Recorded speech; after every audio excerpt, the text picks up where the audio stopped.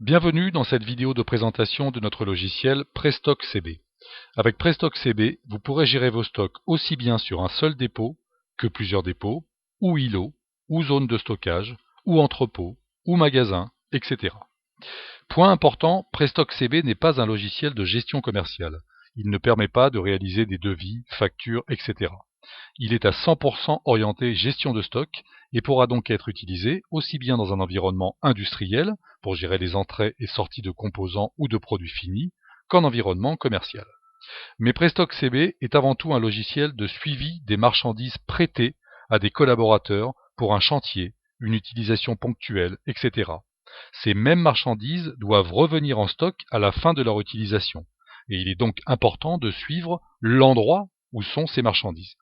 C'est le cas fréquent dans les entreprises du bâtiment qui allouent à leurs collaborateurs des équipements divers, perceuses, machines-outils, etc. et qui veulent suivre et contrôler le retour de ces équipements. Prestock CB intéressera également les services informatiques des entreprises pour suivre les dotations de PC, tablettes, téléphones, etc. Il s'adresse donc tout particulièrement aux économas et ou autres services de prêt de matériel. Si vous recherchez un logiciel de gestion de stock pur, sans notion de prêt, vous trouverez sur notre site le logiciel GStock CB.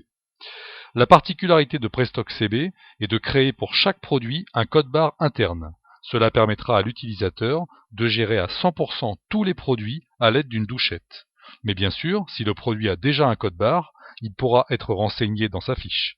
Dans tous les cas, Prestock CB ira chercher le produit aussi bien sur le code-barre interne que sur le code-barre fournisseur. À tout moment, vous pourrez imprimer des étiquettes code-barre reprenant la référence, la description, éventuellement la variante du produit, et ce aussi bien sur une imprimante spécifique étiquette qu'au format A4, laser ou jet d'encre. Dans Prestock CB, vous pouvez décliner vos produits en variantes, taille, couleur, dimension, matière, etc. Tout est permis sans aucune limite. Prestock CB gère également les produits composés et composants. À la sortie d'un produit composé, le stock des composants sera mis à jour automatiquement. Précision importante, Prestock CB est proposé soit en version monoposte, c'est-à-dire un seul PC et une seule zone de stockage, soit en version client-serveur, c'est-à-dire plusieurs PC et plusieurs zones de stockage. Dans ce cas, chaque PC sera associé à une zone de stockage spécifique. Ce pourra être un dépôt, ou un îlot, ou une étagère, etc. Selon le nombre de PC installés, il conviendra de définir les différentes zones de stockage pour être le plus précis possible.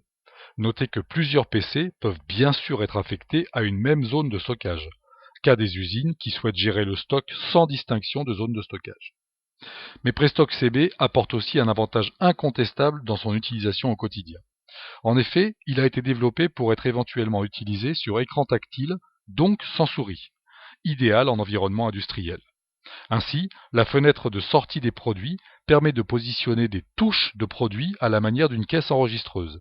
Il suffit d'appuyer sur la touche pour sélectionner le produit. Toutes ces touches étant classées par famille et sous-famille. Aucune limite à la création. Dernier point important avant de vous montrer le fonctionnement de Prestock CB, vous pourrez utiliser un terminal mobile d'inventaire, type ScanPal de Métrologique, aussi bien pour la collecte des quantités relevées à l'inventaire que pour la création de fiches de prêt, ou bons de sortie, ou commandes fournisseurs. Voyons maintenant comment utiliser Prestock CB.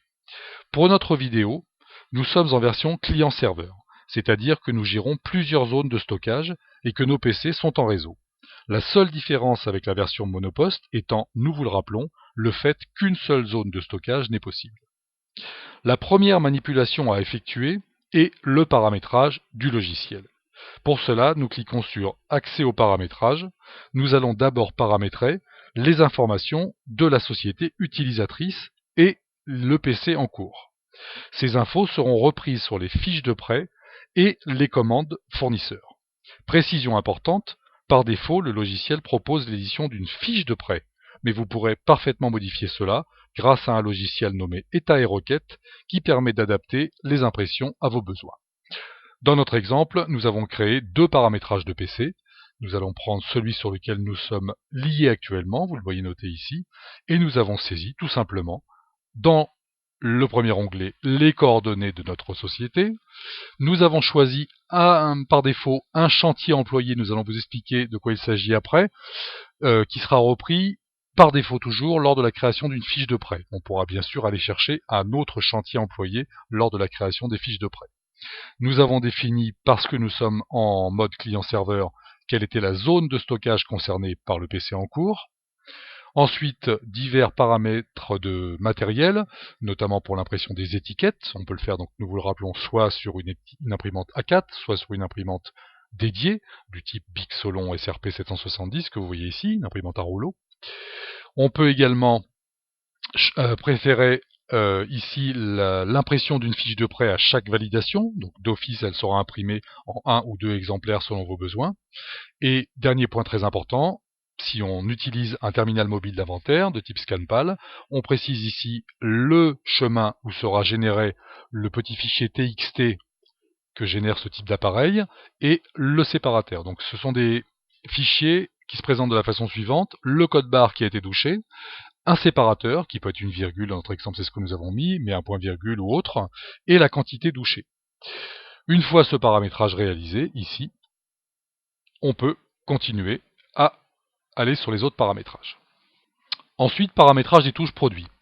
Alors, ce n'est à faire uniquement si vous n'utilisez pas les codes barres. À partir du moment où vous allez utiliser les codes barres, créer des touches produits n'a bien évidemment aucun intérêt. Mais dans certains cas, pour des petits produits éventuellement, il peut être pratique de positionner des touches de produits pour les appeler lors de la fiche d'un prêt ou une commande fournisseur. Et dans ce cas-là, on peut créer ces différentes touches produits. Comment ça marche? On crée des familles et sous-familles. Donc vous trouvez en haut les familles, c'est tout simplement pour classer vos touches, et des sous-familles, vous pouvez en avoir plusieurs pour une même famille.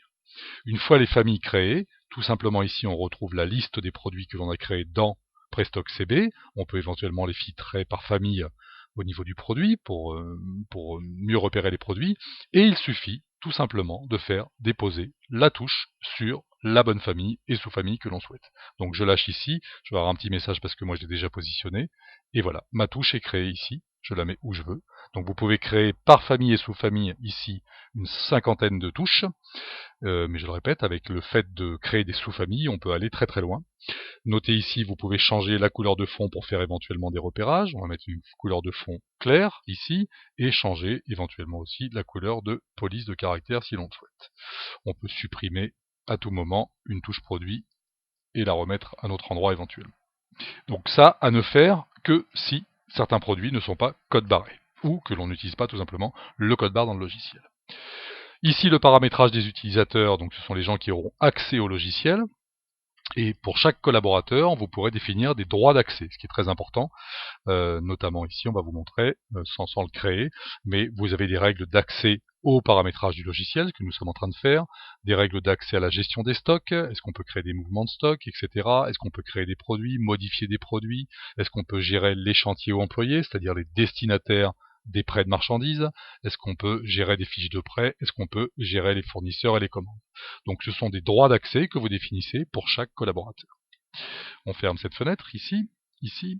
Après, le paramétrage des numéros de pièces, très simple, c'est juste pour, à chaque fois que vous allez créer une fiche de prêt ou une commande fournisseur, un numéro sera incrémenté, donc on paramètre ça à l'origine et après, tous les numéros augmenteront automatiquement.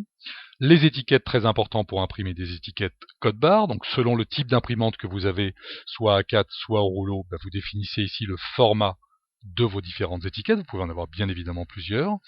Le paramétrage des variantes et des thèmes de variantes. Alors ça c'est très intéressant dans le logiciel. Si vos produits sont déclinés en variantes, vous devez d'abord paramétrer ces noms de variantes. Donc vous voyez dans notre exemple, nous avons créé une variante qu'on a appelée couleur et une variante interface.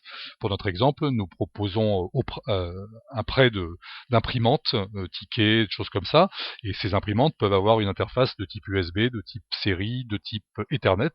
Donc c'est une variante pour nous, nous avons créé ce type de variante.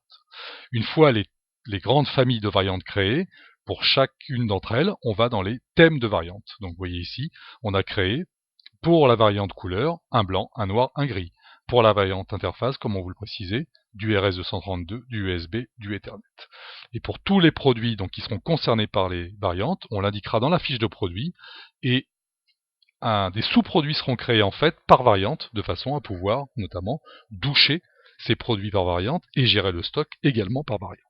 Donc voilà, ça c'est le paramétrage du logiciel. Une fois que ce paramétrage est réalisé, il ne reste plus qu'à l'utiliser. Pour bien comprendre le système de fonctionnement, nous reprécisons à nouveau que ce logiciel s'adresse à tout type d'entreprise qui souhaite suivre les marchandises qu'il prête. Alors on peut les suivre de quelle façon? Soit savoir à qui on a prêté, donc ça peut être en l'occurrence des employés de l'entreprise, des ouvriers qui vont sur des chantiers, on veut savoir qu'ils ont pris une perceuse, une échelle, etc., etc. On va donc dans ce cas-là créer les différents employés au niveau de cette gestion. Mais on peut également le suivre par chantier. On peut créer, à chaque fois qu'on fait un chantier et qu'on veut savoir quel type de matériel a été mis sur ce chantier, on va créer ici tout simplement un chantier qu'on appellera chantier, le nom du chantier, on peut mettre une adresse, peu importe, et à chaque fois que l'on fera une fiche de prêt, on l'associera à ce chantier, et par la suite, on pourra contrôler quelle est quelles sont les marchandises qui ont été mises sur ce chantier, et surtout, quelles sont les marchandises qui sont revenues, pour pouvoir ainsi contrôler les éventuelles pertes de marchandises. Donc, une fois ce paramétrage réalisé au niveau des chantiers et employés, on peut gérer nos fiches de prêt. Donc, on va ici dans la gestion des fiches de prêt. Donc, on vous rappelle que vous allez pouvoir utiliser ça soit à l'aide des touches ici, soit tout simplement en scannant les produits. Donc, on va le faire ici en prenant un scan, tout simplement. On va doucher, on a ici en amont préparé un petit peu des étiquettes code barre. Donc, on va aller doucher différents produits et vous allez les voir se rajouter au fur et à mesure sur la fiche de prêt. Donc on douche ici, il a repéré que c'était, vous le noterez ici, un produit rond, donc une douchette code barre, avec la variante RS232. Je vais en prendre une autre qui est en USB, vous voyez ici. Si je redouche le même produit, il rajoute ici une deuxième quantité. Donc etc. etc. Vous douchez tous les produits que vous souhaitez prêter ou passer pour le chantier ou pour l'employé. Vous pouvez bien évidemment utiliser également, nous vous le rappelons, les touches de caisse qui se rajoutent automatiquement. Une fois que vous allez valider la fiche de prêt, le stock va être automatiquement déduit pour tous les produits que vous aurez douchés. Alors notez que par défaut, nous sommes sur un chantier employé qui a été paramétré, qui s'appelle divers entrepôts, mais on peut bien évidemment changer de chantier, aller sélectionner le bon chantier ou le bon employé à qui l'on passe la marchandise. Par exemple ici, on va considérer qu'on la passe à Monsieur Durand. On valide ici la fiche de prêt et le programme gère le stock. Alors nous allons vous montrer comment est géré le stock. On va dans l'accès aux produits ici, et pour chaque produit ici, vous constaterez, vous avez tout l'origine des mouvements de stock. Donc ici, on voit à l'instant, c'est ce qu'on vient de faire, une sortie de stock de 2 pour le produit Saga FL ici, et vous avez une observation sortie suite à fiche de prêt numéro temps. Ce qui est très important dans un logiciel de suivi de prêt de marchandises, c'est de savoir où sont ces marchandises. Donc pour ça, vous avez un accès à une analyse spécifique qui se trouve ici, analyse des produits non retournés. En cliquant dessus, automatiquement ici, j'obtiens l'ensemble de tous mes produits sortis, ceux qui ne sont pas encore revenus. Donc vous notez ici, je m'aperçois que j'ai ici, c'est ce qu'on vient de faire au niveau de la fiche de prêt, 3 douchettes et ronds qui ont été passés à Monsieur Durand. Ça pourrait être aussi un nom de chantier, nous vous le rappelons. Nous avons également 2 Saga DC qui ont été prêtés ici à Monsieur Durand, etc., etc. On peut, à ce stade-là, filtrer, ce qui peut être très intéressant. On recherche tout particulièrement un produit, on veut savoir où il est. On filtre ici, on n'obtiendra que le produit filtré. Mais on peut également filtrer par chantier. On veut savoir quels sont tous les produits, chantier ou collaborateurs. Hein. On veut savoir quels sont tous les produits qui sont actuellement, qui ont été passés à Monsieur Durand et parvenus. Vous avez ici toutes ces notions que vous pouvez imprimer. Ça vous permet de suivre exactement où sont vos marchandises. Comment gérer le retour de ces marchandises? C'est très très simple. On retourne dans l'accès à la gestion des fiches de prêt. Et on rappelle tout simplement, donc la personne, quand vous validez une fiche de prêt, vous avez la possibilité de l'imprimer. Le cas échéant, la personne peut la signer, pour pas qu'il y ait de litige éventuel. Et quand la personne revient avec le matériel, on rappelle la fiche de prêt. Pardon, on va rappeler ici un prêt. Donc on a une fiche de prêt qui est ici. On peut voir le détail éventuellement ici de ce qui a été prêté. Vous noterez ici, c'est ce que nous venons de faire, les différents produits donnés et les quantités retournées. Pour l'instant, rien n'a été retourné sur cette fiche de prêt. Élément important, notez ici que pour toute fiche de prêt que vous ferez, vous aurez un code barre imprimé dessus. Et tout simplement, si la personne revient avec sa fiche de prêt, il suffit de scanner le code barre de la fiche de prêt pour la retrouver automatiquement sans avoir à chercher dans l'ensemble des fiches de prêt. Donc on sélectionne la fiche de prêt, ici, on la ramène, et la personne nous retourne la marchandise. Donc on clique sur le bouton Retour de prêt ici. Par défaut, le programme mettra les quantités totales qui ne sont pas encore revenues. Notez que vous pouvez très bien modifier partiellement tout ça.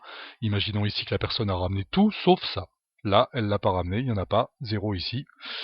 Et on réceptionne les éléments saisis ici.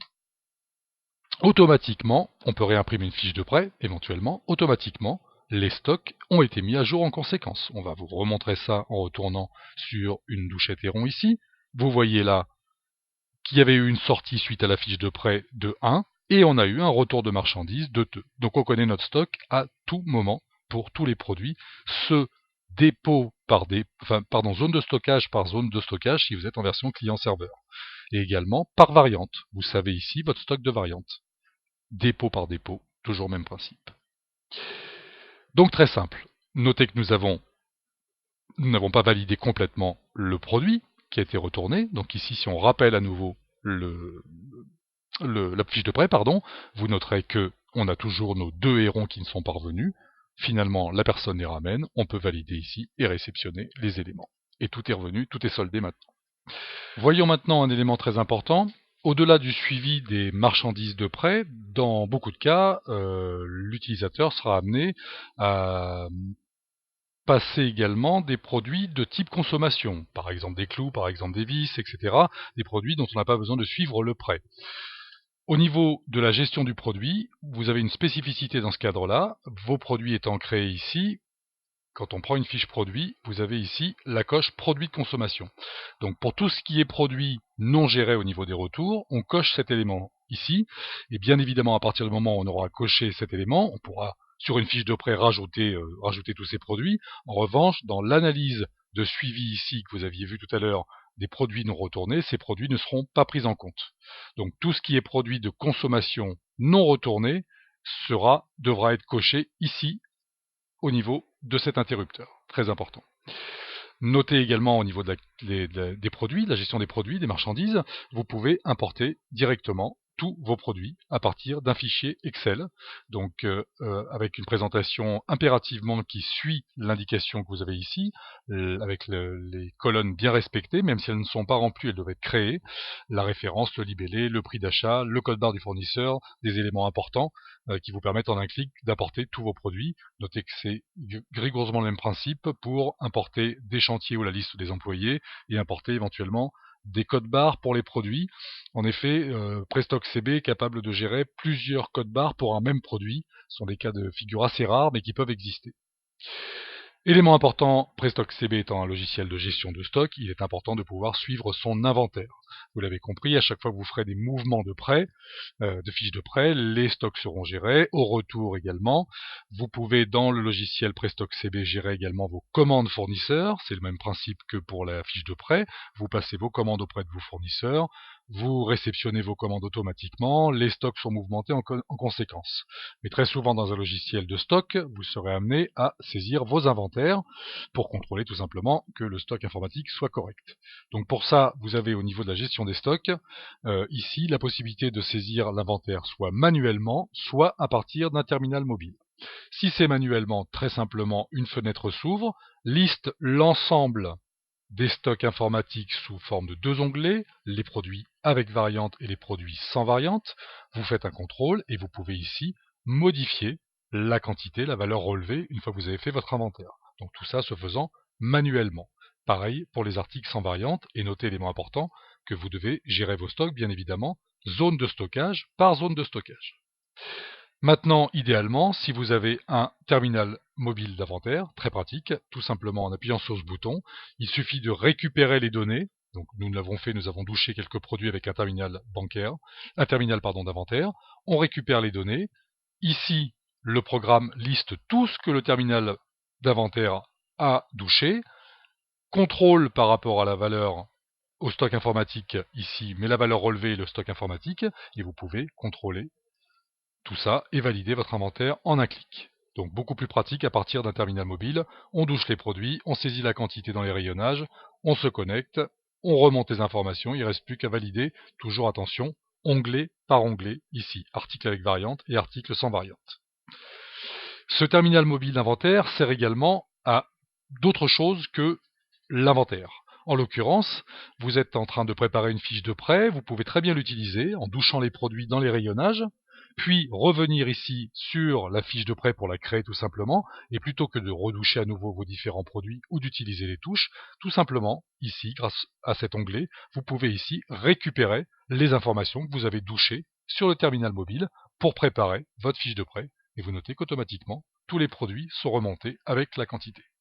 Donc c'est valable pour ici les fiches de prêt et le même principe également pour les commandes fournisseurs. Vous allez ici sur préparer commande du terminal mobile.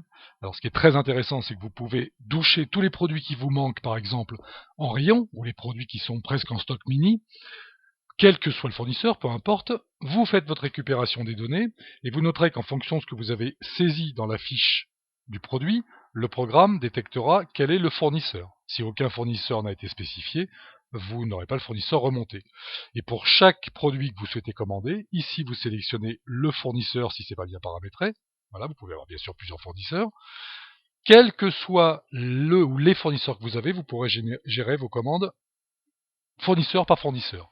Donc tout simplement, vous sélectionnez une des lignes qui contient des fournisseurs et vous validez ici la commande du fournisseur. Vous faites ça pour tous les produits qui ont des fournisseurs différents et automatiquement, vos commandes fournisseurs seront générées. Voilà, c'est une présentation rapide des différentes fonctionnalités de Prestock CB. Vous trouverez sur notre site d'autres vidéos plus précises sur l'utilisation du logiciel, mais en résumé, à partir du moment où vous avez besoin de gérer votre stock de produits prêtés pour des chantiers, pour des employés, Prestock CB est la solution. Merci de votre attention, à très bientôt.